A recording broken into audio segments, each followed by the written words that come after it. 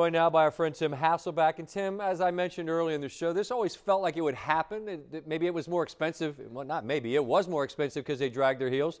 4 years of $160. What's your reaction to this? My reaction initially, Scott, is good for you, Dak, because, in this game where guys get cut, don't make money that they maybe think they're scheduled to make, Dak Prescott bet on himself in a big way. Like, turned down life-changing money to play on a franchise tag, and he's been rewarded for it. Very few guys do that successfully. He did it. And so, look, I think good for you, man. It's awesome. It rarely happens. All for that. I love the bet on yourself. And the guy's coming off an injury, too, so it is remarkable. It worked out. But you spend so much money, Tim, as we just showed, particularly on the offensive side for the three skill position guys. And then, like, the net is, what does it make them? Where are they?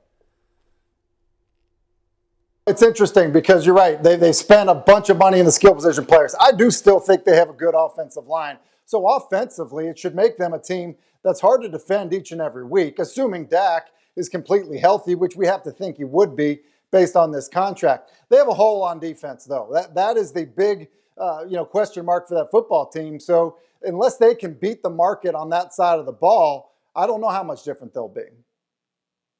Let's just close with a big picture thought about this organization.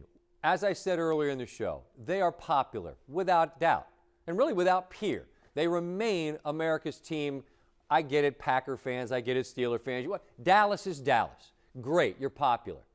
But do you matter where it matters? Can you win games in December and January and into February? I mean, where are you with that? What are they going to be because of Dak? Well, because of Dak, I think they have the ability to potentially do it.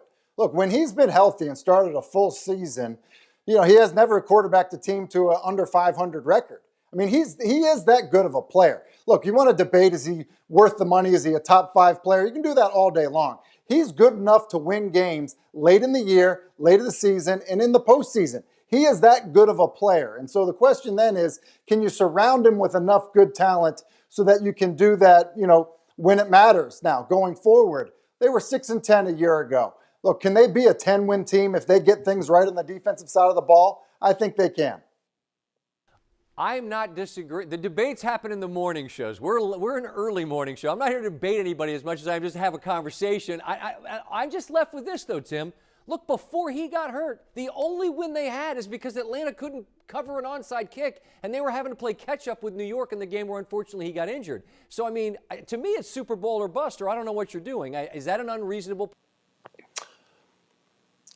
Well, I think it is, in year one of this new contract for him, the expectations need to be high because Mike McCarthy is the head coach. And, there's a lot of coaches on that staff that have a lot of success and experience in the NFL. So, yeah, the expectations should be high. I think year one is probably a little too lofty. Again, because of things on the other side of the ball. And so they need to get that figured out. And quite honestly, Mike McCarthy needs to do a good job coaching the football team.